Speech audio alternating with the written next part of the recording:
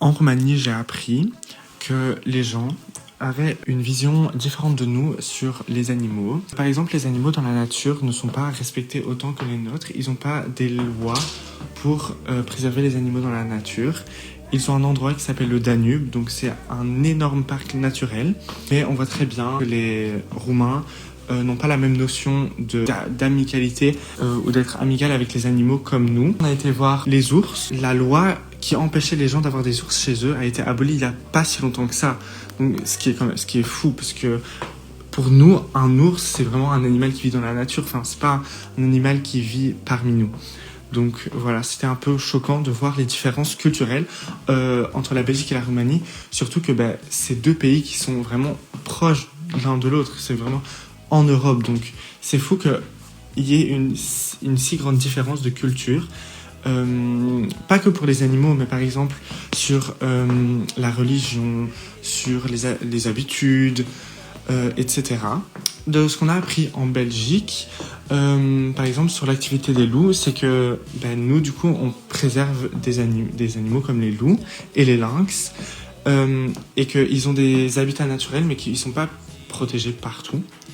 Et du coup, on a appris qu'ils habitaient en meute, qu'ils avaient une sorte de famille comme nous, et qu'il fallait à tout prix les protéger, parce que c'est une race en disparition.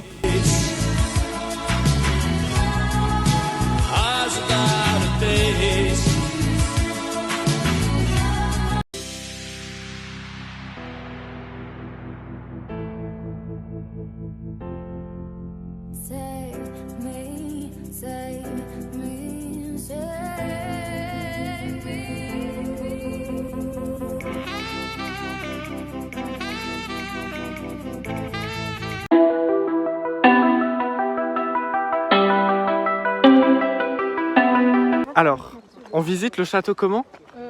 Pélèche. Donc... C'était le premier château avant de l'église. C'est celui-là ou c'est celui-là ? Je sais pas. Ça c'est un château ? Je sais pas. Bref, du coup le château il est là-bas, mais on le voit pas très fort. Enfin, je sais pas où il est, mais bref, du coup là on est en train de faire une balade. Et voilà. Il est là ? Ah, il est là. Okay. Bon je vous montrerai quand on le verra. Ouais, c'est le château de Sinaia qui s'appelle Pélèche. Ouais. Et là, on regarde le Péléchor. Pélichor. Donc en fait, les Pélichors, c'est ça. Et en fait, c'est des... Et celui-là. Donc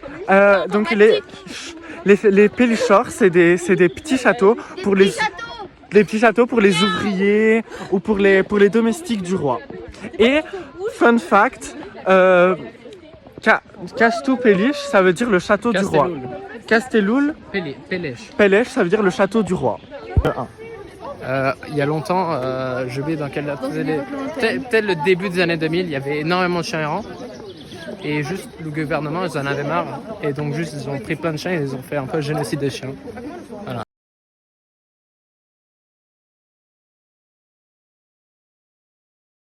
Alors, on va vous expliquer. Donc ça, je sais pas si vous voyez bien, on appelle ça des igloos. Et en fait, pendant le Covid, en Roumanie, ils ont eu beaucoup de restrictions, plus que nous, en Belgique. Et du coup, ils ont dû, en fait, chaque fois qu'ils allaient au resto ou quoi, ils devaient rester dans des bulles comme ça. Mais pour aller, et c'était 3 personnes maximum. Et pour aller dans ces bulles et pour aller au resto, fallait d'office se faire vacciner. Du coup, voilà. Mais bon, en fait, les gens n'étaient pas obligés de se vacciner comme nous, mais ils étaient plutôt mis sous contrainte. Donc par exemple, si t'es pas vacciné, tu pourras pas faire ça, tu pourras pas faire ça, tu pourras pas faire ça. Et si tu es vacciné, tu pourras. Mais ils obligeaient pas.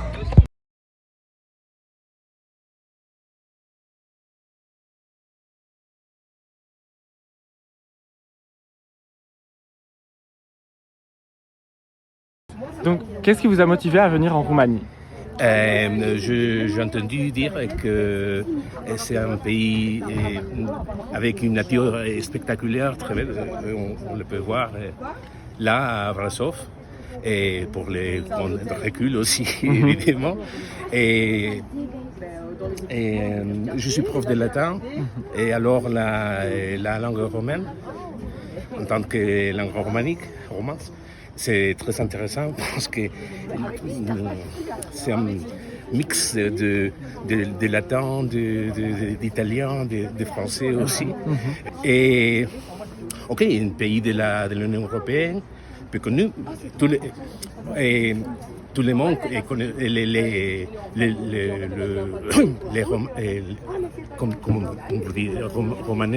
romanesque ou non? Oui, romanesque. Les habitants de la Roumanie sont Les Roumains. les Roumains qui travaillent en France, en Espagne, en Italie, mais on ne connaît pas pratiquement rien du pays. Alors, c'est roue de motivation. D'accord, merci beaucoup monsieur. Ça c'est un ours Béatrice qui a été sauvé de Ordea le 20 novembre 2009. Donc en fait on est dans un truc d'ours et donc de ce côté il y a des ours, de l'autre côté il y a des loups. Sauf que faut pas parler fort parce que sinon ils nous entendent pas. Ouais, justement. Il a 32 ans et il est super âgé pour l'avoir sauvé. D'accord. 32 ans. Alors coucou les amis, ici on est dans Le château de Dracula. le château de Dracula. Il s'appelle le Castello la Bran. Et donc là on est dans une pièce spéciale où il y a genre toute une collection de verres. Et genre on dit que avant il buvait son sang des verres comme ça en cristaux. Voilà. Donc Mais non. si c'est vrai. Ouais. Bon, les amis, est-ce que vous saviez que Dracula, il aimait bien tremper son pain dans le sang de ses ennemis? Est-ce que vous le saviez? Bon appétit. Alors, coucou les amis. Aujourd'hui, on est à Constanta, à la mer Noire. On va un peu vous montrer. C'est normal qu'il fasse noir parce que ici il est grave tard, il est 21h30 et bah si il est vraiment 21h30, une heure de plus qu'en Belgique du coup parce qu'il y a une heure de plus. Voilà. Ouais. Du coup, ce qui est typique de la mer Noire, c'est qu'elle est chaude toute l'année. Tu sais pourquoi? Parce qu'elle est entre plusieurs pays et pas entre plusieurs continents comme par exemple la mer du Nord du coup qui est bien froide sa grand-mère même en été. Voilà. Et du coup, la mer du Nord, elle est froide en été et un peu plus chaude en hiver. Et la mer Noire, elle est chaude toute l'année. Voilà. Alors dans la mer Noire, on retrouve 180 espèces de poissons, dont le thon, le hareng et il y a des dauphins. Ouais, il y a des dauphins. Et aux forêts, juste à côté, il y a des ours, des lynx et des loups. Voilà. Il y a des poissons. Dans les forêts? Dans la mer à côté de la forêt. Voilà. Bisous. Alors, coucou les amis. Notre deuxième jour à Constanta se passe très bien. Là, on est en train de visiter le casino de Constanta. Il est un peu en rénovation, mais c'est pas grave. Ouais. Tu sais pourquoi il a été construit? Il a été construit par le ministre de la Culture. Ouais, c'est ça, le ministre de la Culture. Ouais, et en 1880. Ouais, c'est ça. Il a été construit en 1880, puis il a été redémoli plus tard, puis reconstruit, puis encore redémoli, puis reconstruit. En 1917. En 1917. Et donc les dernières reconstructions ont été faites en 1917 et elles sont encore occupées maintenant. Voilà. Voilà. Alors, le style architecturel, est-ce que tu savais que Architectural. Architectural? Oui, c'est architectural. Ah, je savais pas. C'est de l'art nouveau et il a été construit par deux architectes peu connus en Roumanie, mais grâce au casino, ils sont devenus très très connus. Alors, ici on peut voir un bâtiment, regarde. Là-bas, en bas, où Ceausescu, le dernier dictateur communiste roumain, a fait son dernier discours. Voilà. Et c'est pour ça que ce bâtiment est très important. C'est un bâtiment administratif pour le gouvernement roumain. Voilà. En fait, ça, c'est le théâtre Odéon. Et le surnom de la ville de Bucarest, c'est la petite Paris. Et il y a certaines similitudes à Paris, comme, comme l'Arc de Triomphe. Voilà, c'est beau. Et l'Arc de Triomphe, l'architecture qui est similaire, et le théâtre Odéon, qui est aussi un théâtre qu'on peut retrouver à Paris. Voilà. C'est la Banque nationale. Waouh. C'est où il y a de l'argent. Mais non. Là-bas, il y a un hôtel, et c'est un grand hôtel à Bucarest. Où ça? Là-bas. Ça, le truc là. Ouais. Il est super beau. Et puis après, il y en a un autre là-bas, c'est le Marmaroche. Et c'est une ancienne banque.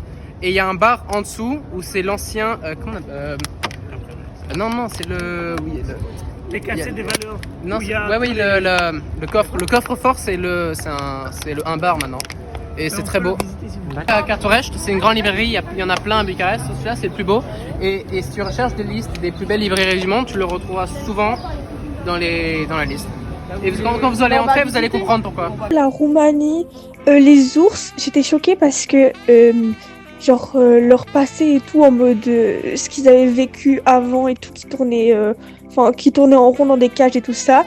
Et du coup, morale, c'est que les animaux ils retiennent quand même ce qu'on leur a fait et tout, et qu'ils ont des traumatismes. Alors j'étais choquée que c'était quand même, que c'était censé être une réserve naturelle, mais que c'était quand même fort touristique et fait pour les hommes et tout. C'était pas fait pour les hommes, mais on empruntait quand même des petits chemins et tout, qui peuvent déranger les animaux et tout. Voilà. Et en plus, les messieurs ils dérangeaient les animaux et tout. C'était pas très sympa. Et la morale du coup, c'est que même si c'est un endroit protégé et tout, y a quand même, on est quand même des humains et tout, et ils veulent quand même plein d'argent, donc voilà, ça c'est pas sympa. Et dernier truc en Roumanie, les chiens, les trucs errants, je trouvais qu'on en avait vu, mais pas hyper beaucoup. Après je me souviens plus trop, mais du coup j'ai pas trop de morale par rapport à ça. Ils avaient l'air quand même heureux. Après en fait je sais pas dans leur vie, donc je sais pas trop. Sea Life, j'étais choquée que les petits poissons ils soient dans des si petits bocals, et que je trouvais que c'était pas hyper bien entretenu et tout. Je sais pas, je m'attendais quand même à plus. Et donc morale, y a pas assez de budget qui est mis pour les animaux et tout, et c'est que pour le tourisme et pas pour le bien-être animal. Pour la ferme, j'étais choquée combien ça prenait de temps de nourrir tous les animaux et tout. Donc voilà, ça c'est la morale, c'est en mode on fait pas ça à la légère quoi, il faut vraiment blinder de temps pour s'occuper de tous les animaux. Voilà. Nous, j'étais choquée qu'ils puissent parcourir autant de kilomètres, moi ça m'a choquée, voilà, bref. La morale, c'est ils sont gentils. C'est pas trop le rapport avec je suis choquée, mais ils sont gentils, ils cherchent, c'est juste ils cherchent juste à manger quoi, ils tuent pas pour le plaisir de tuer normalement. Voilà, ça c'est plus les chiens, pareil, c'est ce qu'il a dit le monsieur. Pour les chèvres, j'étais choquée parce qu'ils faisaient du yoga pour chèvres et tout, et la morale c'est que y a quand même certains petits ça se dit pas artisans, mais voilà, certains petits élevages et tout qui font tout pour le bien-être des animaux, pour qu'ils soient sociables et tout. Donc voilà, ça c'est bien.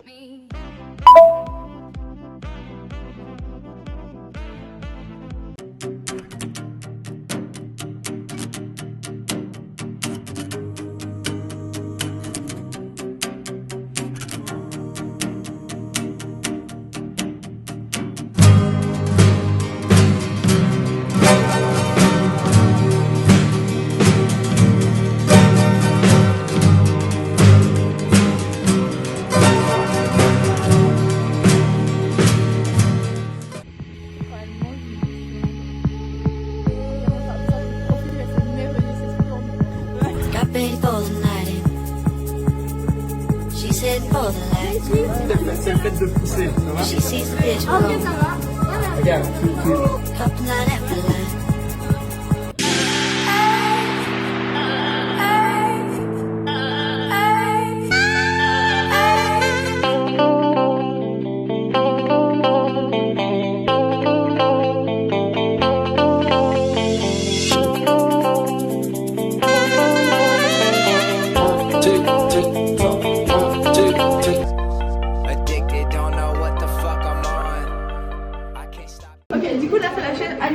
De la mer.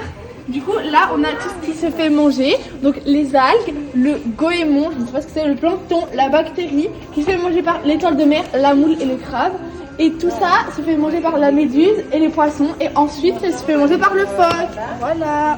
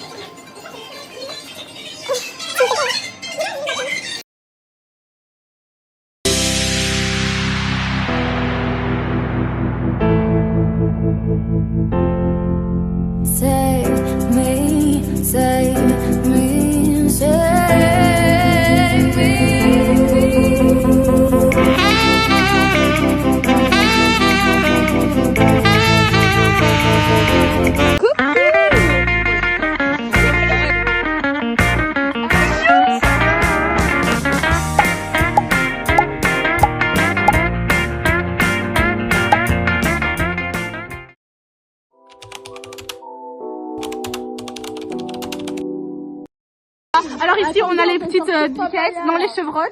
Et c'est chou, regarde. Ça, c'est Cali, ça, c'est Massou. Ça, c'est Cali. C'est la reine mère de tout. Ta première fille, Pompou.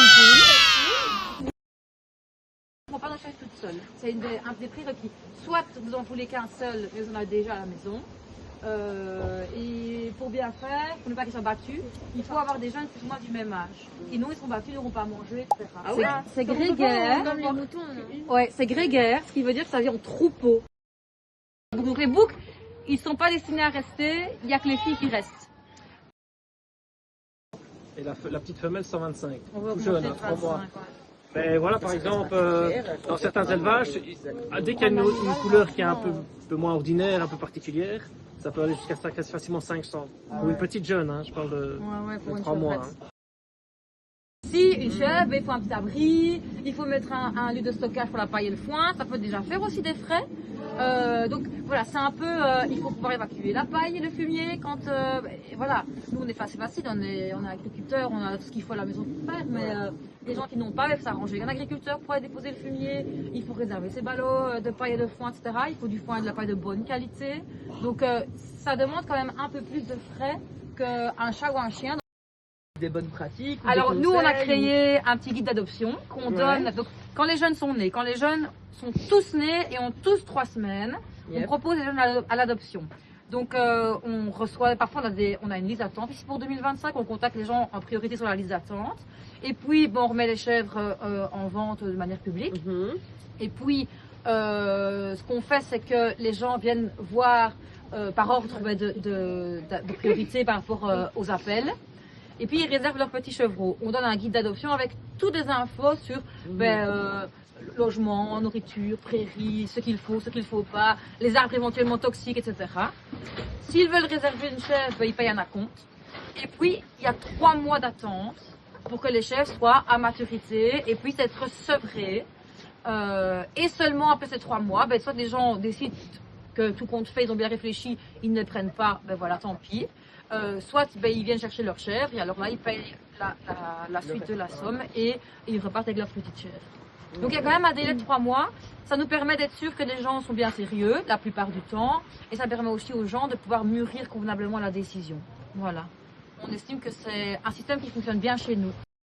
Et ben voilà, et du coup là je trouve ça bien que les chèvres c'est juste pour votre plaisir et pas forcément pour faire de l'argent. Non, on gagne rien du tout. Ici on s'est lancé dans des cours de yoga dans les chèvres. Le yoga, comme par exemple les temps comme ça quand il fait super froid. Non, c'est que de mai à septembre. Je me dis, ce qu'on voulait, c'est avoir des petits chiens, des gentils, quoi. Ouais, c'est chou. Et le yoga nous permet vraiment de pouvoir apprivoiser les jeunes pendant tout l'été, et ça c'est dit aussi. Mais ça, vous avez suivi une formation, c'est quelqu'un? Non, je me suis associée avec une prof de yoga de Bruxelles et qui vient ici. Ah, tu fouilles. Une petite coiffe comme ça. Ouais, elle est trop jolie. Ça, c'est une vraie padoue. Ça, c'est vraiment une vraie padoue. Et du coup, les chèvres naines, en aucun cas, elles peuvent faire du lait, quoi. Aux États-Unis, il y a des élevages où ils continuent, ils retirent les jeunes à la naissance et ils prélèvent du lait. Nous, on trouve que c'est pas bien pour les jeunes d'être biberonnés. Ils ont besoin de leur mère. Et une fois qu'elles ont allaité pendant 3 mois, voilà, elles ont fait leur travail. Bon, du coup, on y va. Hein. Alors moi, je me transforme.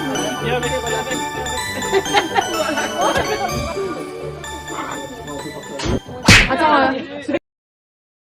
Je disais, nous on est genre un peu impliqués dans tout ce qui est projet animaux puisque c'était un peu notre projet. Mais du coup par exemple pour les gens pas très impliqués là-dedans, qu'est-ce que vous auriez à leur dire pour que ça puisse un peu conscientiser plus de personnes? Et c'est pour ça qu'on veut rester petit pour pouvoir continuer à choisir nos familles et à faire le bien-être de nos animaux une priorité. Et donc voilà. Il faut être conscient de ce que ça implique sur du long terme. Ça ne doit pas être un choix sur un coup de tête. Et j'aime bien, on aime bien le fait de transmettre, d'expliquer. C'est ça qu'on fait ces projets pédagogiques avec les écoles. On trouve ça ultra intéressant de pouvoir conscientiser la jeune génération. C'est quoi un élevage familial, quelles sont les responsabilités des animaux, en quoi ça consiste. On se fait avoir beaucoup de fausses idées sur ce que c'est. Il y a beaucoup de gens qui pensent qu'on vit de ça. Voilà, c'est pas du tout le cas. Donc voilà, ça nous permet de vous expliquer. Puis, si vous êtes curieux et que vous avez envie, bah, d'autant plus, quoi. C'est une belle opportunité. On est passionné par ça, donc c'est bien de partager un peu. Les chèvres, elles sont trop mignonnes aussi. D'accord. Les captures à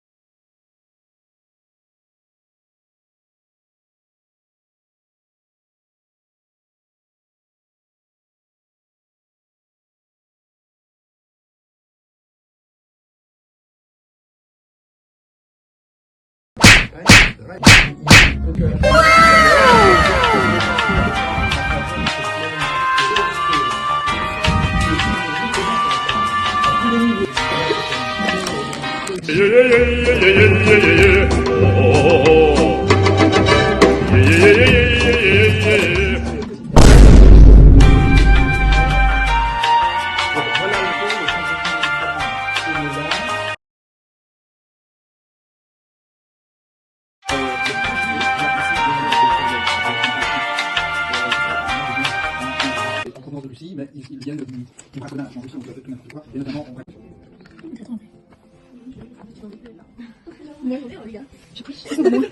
Alors ça c'est un petit loup, c'est dans le crâne de je sais pas en vrai, c'est un jeune loup, voilà. Il a des grosses canines. Non, le jeune loup, c'est lui. Non, il a dit aussi que c'était en crâne de genou. C'est un jeune loup. Oui, voilà. Il doit démarrer la chasse. Quand elle est... C'est d'avoir une tanière. Nous on en a un là, on a un petit là. Non, c'est pas des... C'est pas des... Parce qu'il a dit quelque chose. C'est de la poste. Ah.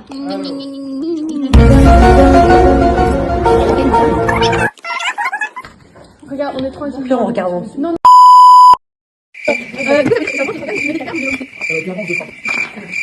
Attends, on a retiré un là. 1, 2, 3, 4, 5. Avec toi quand j'arriverai là. Mais non, faut qu'on se voit.